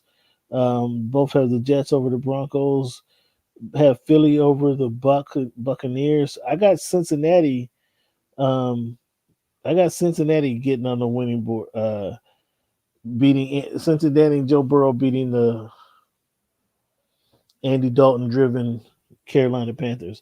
I got Cincinnati getting on board, winning this game here. Why do you have Carolina? You think Andy Dalton just going to outplay Joe Burrow?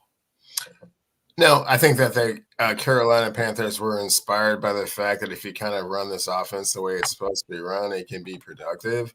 And once the offense is productive, it's not as much pressure on all the other facets of the team. And those guys are coming on the road. They don't feel real good about themselves right now. And yeah. Okay. Houston over the Jaguars. The Jaguars suck. We agree on that. Washington over the Commanders. I think Jayden is here to stay.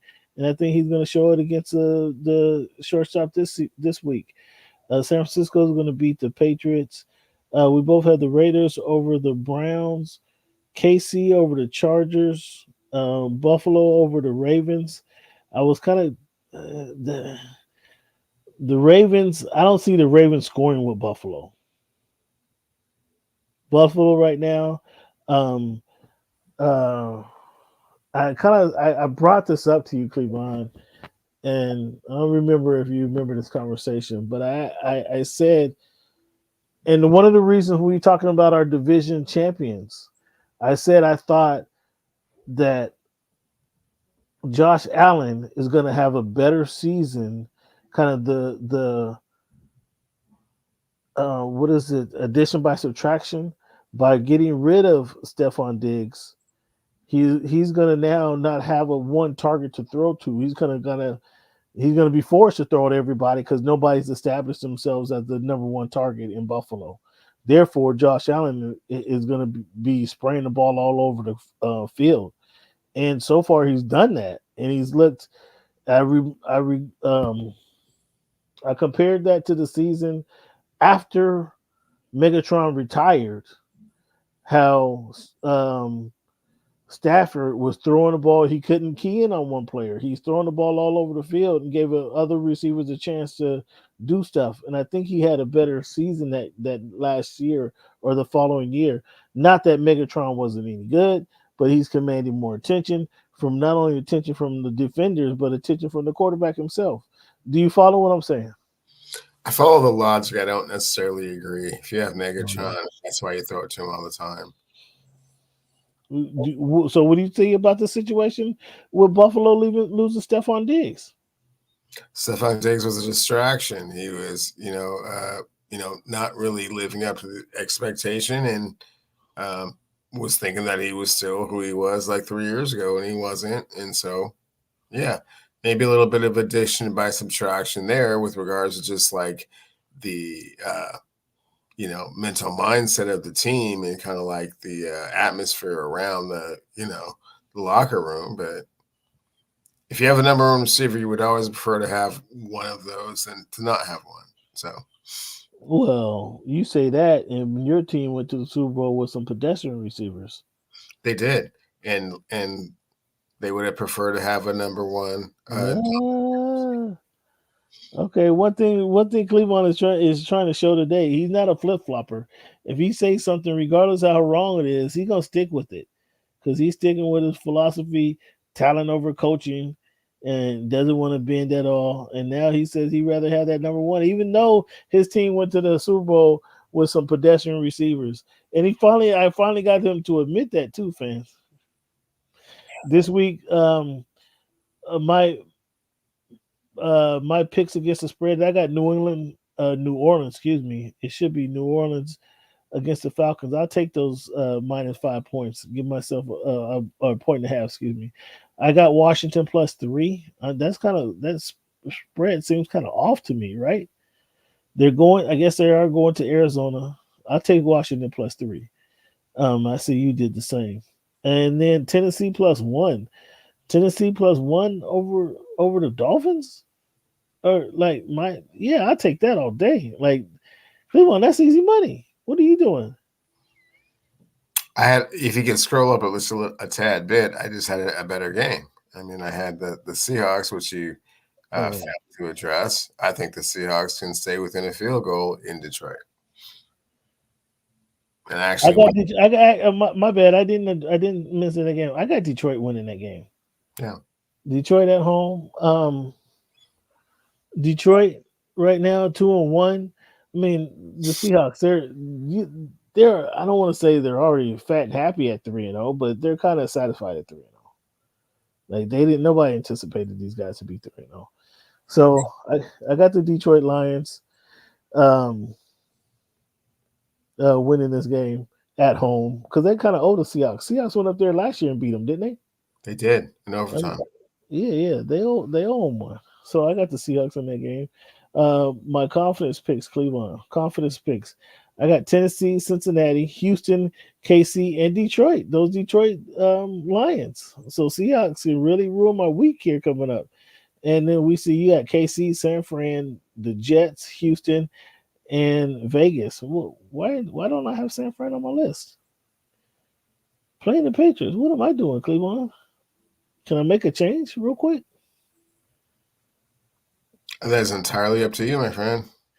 Man, I don't know how I let how do I not have San Fran on the confidence picks? Cleveland, Brock Purdy, my guy. I see you have some faith in Brock Purdy all of a sudden when the confidence pick pop up.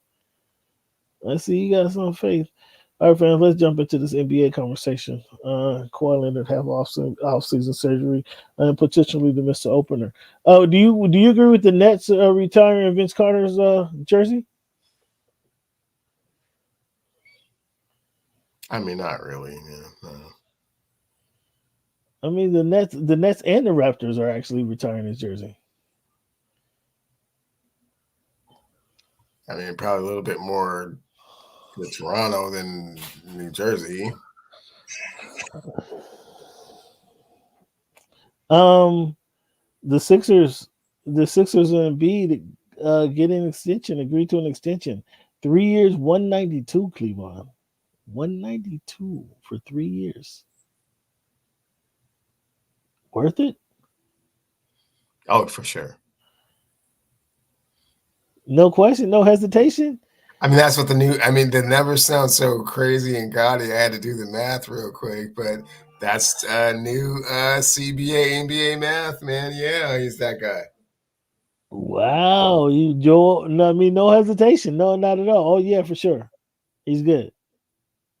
No, Joel. I mean, we have to look at this. Can we get a medical clause on this? You got to play 65 games a season. That's not how this thing works. No, we don't talk about no clause or nothing.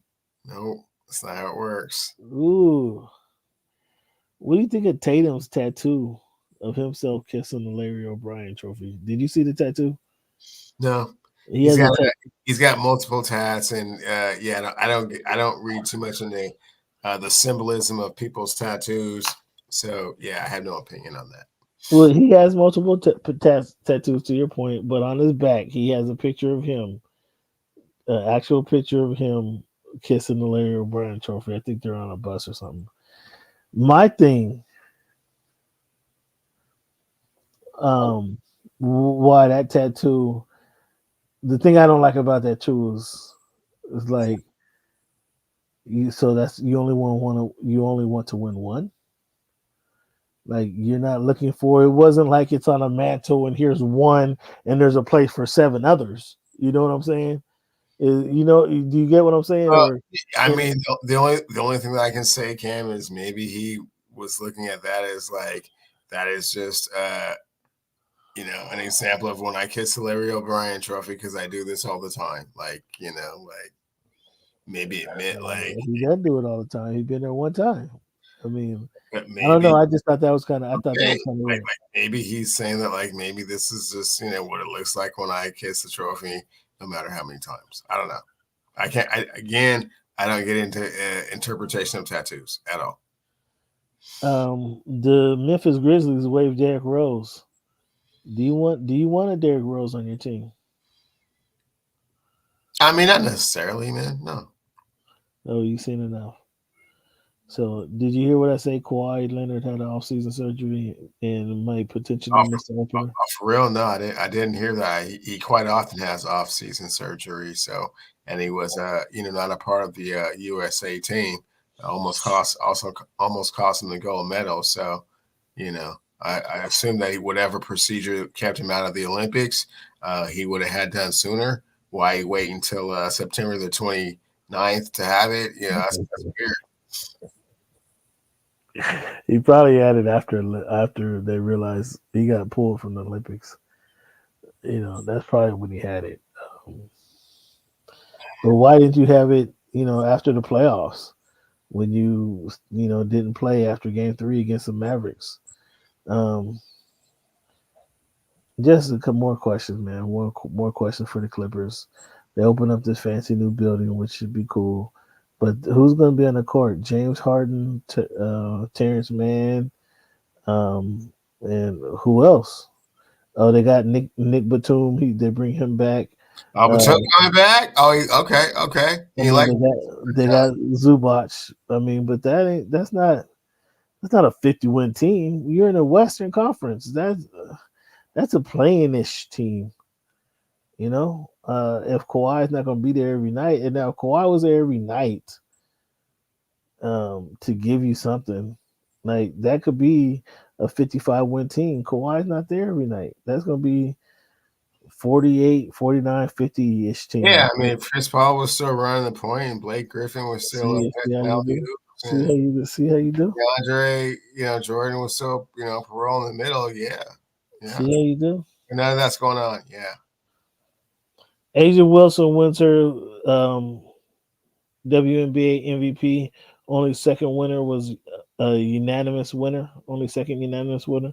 Caitlin Clark wins AP Rookie of the Year. Are you good with that? Are you good with that? Good with both of those. And Suns Dejanay Carrington wins WNBA Most Improved Player. So yeah, that's our WNBA/NBA talk, Cleveland. We do this show every week, fans, Cleveland, just to kind of bring you guys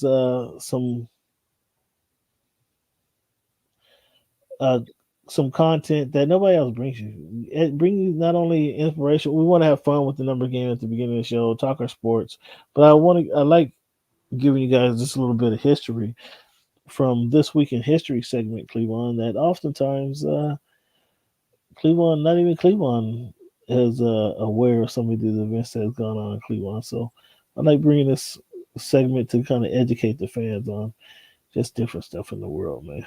So thank you guys for tuning into the Voice of the Fans podcast. We really appreciate you. As I jump into the segment, Cleveland. September 29, 1962, force of federal marshals escort James H. Meredith to the campus of where? University of Alabama. University of Mississippi. So we can go to school. Yeah, Mississippi. 9/29/1979, senior William Arthur Lewis, the Caribbean island of St. Lucia, become first black to receive the Nobel Peace Prize in economics.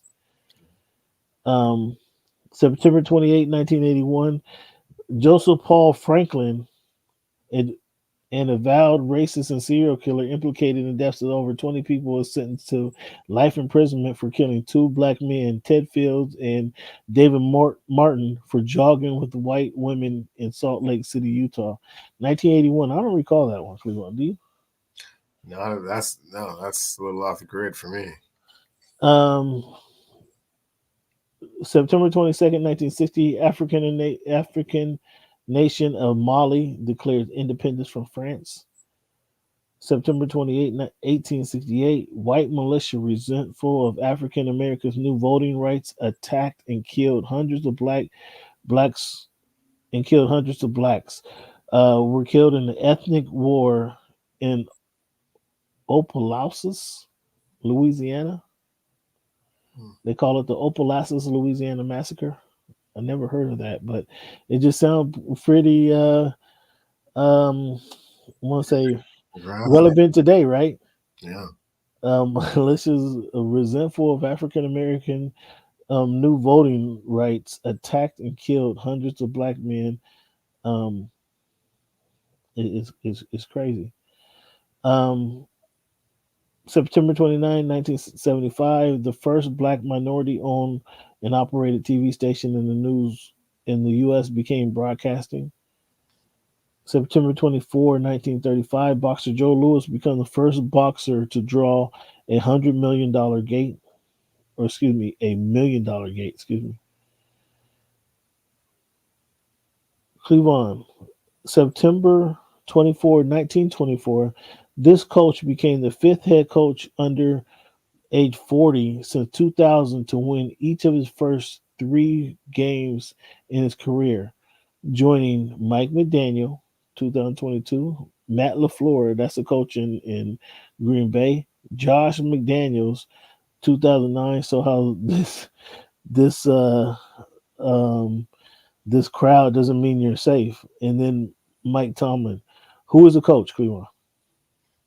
Can you repeat the question one more time, Cameron? This head coach became the 5th head coach under 40 years old since 2000 to win each of his first 3 games in his coaching career.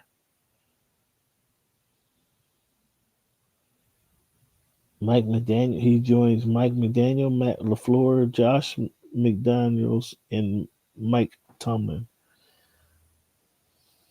Mike McDonald. Mike McDonald is correct. Mike McDonald is correct. The U, number 7 in the country. Agree or disagree? Agree. Who you got, Bama or Georgia this weekend? Georgia. How the Huskies doing in the Big Ten? 1-0 to start conference play. What's their record overall, though? 3-1. Are they gonna make the playoffs? No. Why is it the Big Ten supposed to be a bigger, tough conference? That's why they're not going to make the playoffs. Who's in your Heisman watch right now? Cam Ward at Miami. The cat over at Tennessee has been balling out. Where Cam Ward go to college last year? Cam, we're only concentrating on the present and the future. We don't go into the past. I mean, with the portal, I mean, who does that? I mean, he was somewhere last year, wasn't he? Cam, it's where he's at right now, and right now he's a hurricane. He's with the U. He's with the U. Can Reggie Bush win his lawsuit against the NCAA for enriching themselves while he was at USC, profiting from TV deals, merchandise sales, and media rights sales? Not even ready. I asked you this question with Braylon Edwards a couple weeks ago. Braylon Edwards from Michigan. You said he couldn't win. You don't think Reggie Bush can win? Super Bowl champion Reggie Bush. Those were not the rules back then, and he broke the rules in a different way. So, yeah. Why are you trying to get money for something that wasn't even in place at the time? No. Whose side are you on? Sluka, the quarterback at UCLA, or excuse me, UNLV, who's off to a 3-0 start, and says he's deciding to redshirt this year. He's going to join somebody else because they didn't live up to their billing of paying him $100K in a NIL dispute. I'm on the side of the university. There's something weird going on there. Yeah. You're on wait. You're on the side of the university. Usually, you're on the side of the players without question.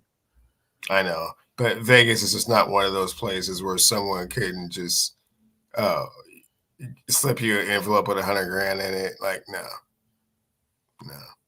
Oh, you're saying that should have been done. So you're saying he might be asking for an extra $100,000 more.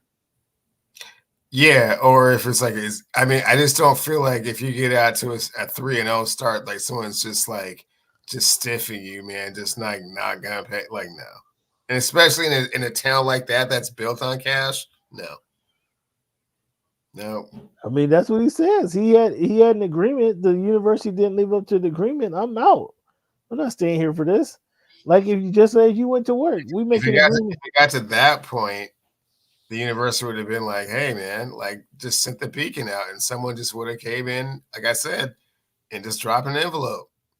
So you sound like you think Sloka, he's trying to double up. That's what it sounds like. You think he got his cheese. There was never a binding agreement to begin with, but hey, man, if we could just talk about this, we can talk about this and you'll get your cheese. But once you start redshirting and quitting and stuff, we're over. We're done with all this, man. Well, maybe he just didn't come in. That sounds like something you do in Bloomington, Indiana, or Tulsa, Oklahoma, where there's not other options. You do in Las Vegas, Nevada.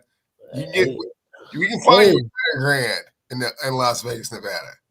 Stiffers are stiffers, regardless of where you at. But yeah, you're right. I know, but I mean that's what I'm saying. Like, if you really think that's going on, it's like we can get you $100,000, probably within the hour. It's Las Vegas. You know what I'm saying? Okay, so why do I have to wait then? Why you guys make me wait? Why you guys make me, sign those papers? What was our agreement previously? They said by the 24th of September. Okay. So or by the 18th of September. Here we are a week later. I still ain't got my cheese. You pull it. I mean, if it was like June 25th and you still got your cheese, okay, yeah, we're done here. But a day or two in Vegas. No. Okay. Hey, Cleveland, the Padres clinched the playoff berth on a triple play versus the Dodgers. Which are you more upset if you're a Dodger fan at the triple play or the fact that Ichiro was standing on the on deck, not Ichiro, the greatest baseball player ever to Oh, lace your up, guy, lace him Shohei up, Ohtani. Yeah. Shohei Ohtani. Were you more upset that Shohei was in the on deck circle or that they actually got a triple play? You're upset they got a triple play. That's incredibly difficult to do statistically. Now you can't convince me, Cleveland, that the bigger bags don't help towards the triple play. The ball does not have that as far to travel. Sure. Yeah, bigger bags help with the triple play. You disagree? I mean, more space with which, I guess, to step on the bag, but triple plays are made in the field, so the bags. I know. It. Come on, for a triple play to happen, the ball does have to be hit right to the third baseman or right to like he can't be. Yeah, but I don't really think the size of the bag makes it easy. I mean, I guess the ball has less to travel. How can that not make a difference? What do you mean the ball has less to travel? The bigger bags are what, 2 inches bigger on it every all the way around. Like, meaning he can be that further out 2 inches more. That ball has 2 inches less to travel than it would have 2 years ago or 3 years ago. And so when the ball got to go from the third baseman to the second baseman to the first baseman, that's what, 6 inches less to travel. That be the difference between the guy getting out is that small minute distance, doesn't it? He don't like that one. He don't like that pure logic right there. You don't like that one. No, because they throw the baseball too hard, too fast. I mean, that's what it still has to travel, whether it's 10 feet, 6 inches, or 10 or 11 feet. Yeah. Okay. All right. Cleveland don't like that logic. Well, Cleveland, do you like the logic of it's Shohei watching right now? He's at 50. Will he get to 55, Cleveland? Now he's just playing with the rest of the league, just setting this. Possible. There's 3 games left, and he's still in his groove. So he got 55 steals and 53 home runs. What's more impressive? What does Aaron Judge have? Like 57 home runs or 50-50? What's more impressive? I think the 50-50 is more impressive. Well, get your numbers out because right now we have 53-53. Okay, and a couple of stolen bags to go at it. So if he can do 55 and 55.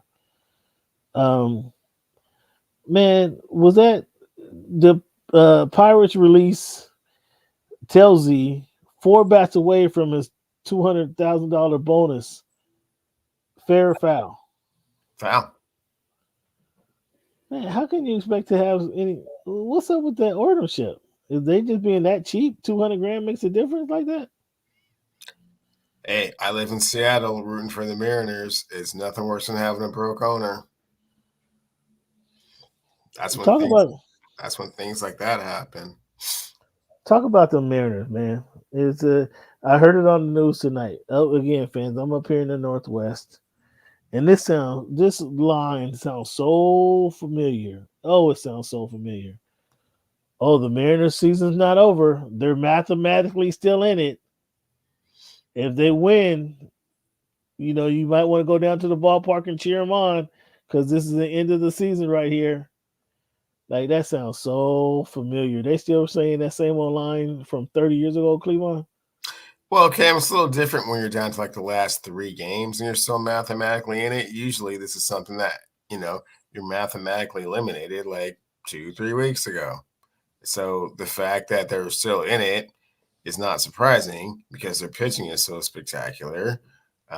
It's just going to make it more heartbreaking when they don't make the playoffs. Sound like you already foreshadowing what's going to happen. I mean, I don't think that. I mean, I think even if they win all the rest of their games, there's only 3 more games. I don't think that everyone else is going to lose all of their games. So it's gotten to that point. It's unfortunate. Wish they could have turned the hitting around, a month ago, or 2 months ago. You probably have a different outlook, but it is what it is. So,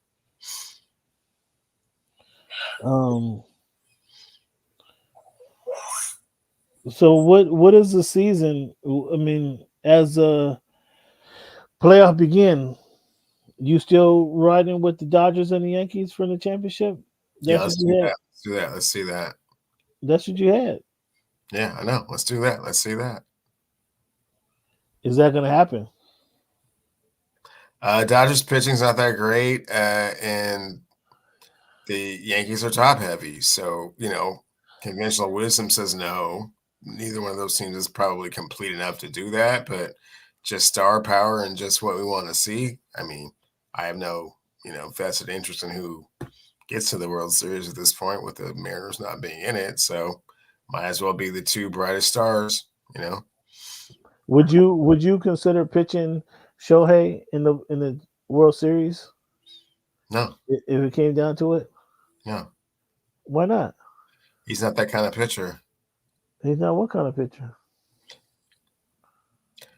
Dominant so much. He came in the World Baseball Classic and struck out the American League or the American team. Didn't he strike them all out? That's the World Baseball Classic, and he hasn't pitched.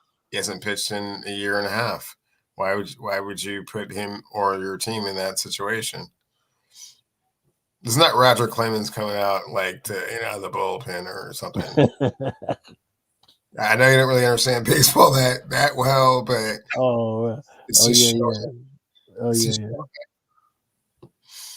You taking shots at Shohei? Shohei can't. He's not like that. Is what you're saying? Yes, that's exactly what I'm saying. Yes.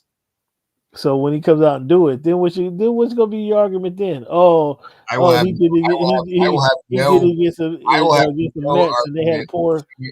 have no argument if Shohei Ohtani comes out of the bullpen and pitches for the Los Angeles Dodgers in the 2024 playoffs and win a game. And win a game or save a game or pitch an inning to get them out of the 8th inning if he comes in and pitches anything. Ooh, Shohei, you heard what Cleveland been hating on you all year long. He been hating on you. Huh? All year about that pitching. Yeah. He been hating on you all year long. So once he comes into court and do it, then Cleveland's going to be asking you for some gambling tips. Okay. We're going to stick with that, fans. Cleveland, where can the people find you, man? At Clevey Wonder on Twitter and TikTok. Cleveland's still on Instagram. Thank you, fans. You can always be part of the show by hitting us up at @_Voice of the Fans on Twitter, @_Voice of the Fans on Twitter. I want to thank you guys for tuning in to the Voice of the Fans podcast. This has been week 310 of the show. As I mentioned earlier, fans, we do have the number game at the beginning of the show. We do our This Week in History segment in the middle of the show. And I like to end the show with a quote to kind of inspire you guys to get through the rest of the week. And before we bring you some more content again, Cleveland, the quote I have for you guys tonight is, it's not necessarily the amount of time you spend at practice that counts. It's what you put into the practice. That's from Mr. Eric Lindgren, says we get the hockey season started right away. It's not what you're practicing on, Cleveland. It's what you put into the practice. Are you practicing the right skills, Cleveland? Because I'm like you can't practice for me, okay? Because I come at you at too many different angles. I got too much knowledge around sports for you. When I back you into the corner, I see how you just tonight. We learned that Cleveland will does not want to relinquish his thought process, regardless of what information is brought to him. He refuses to acknowledge the information that's brought to him. And so the fans learned how stubborn you were tonight. But we thank you for being a part of the show, fans. I thank you guys for being a part of the show. And as always, fans, thank you for making our voice your choice.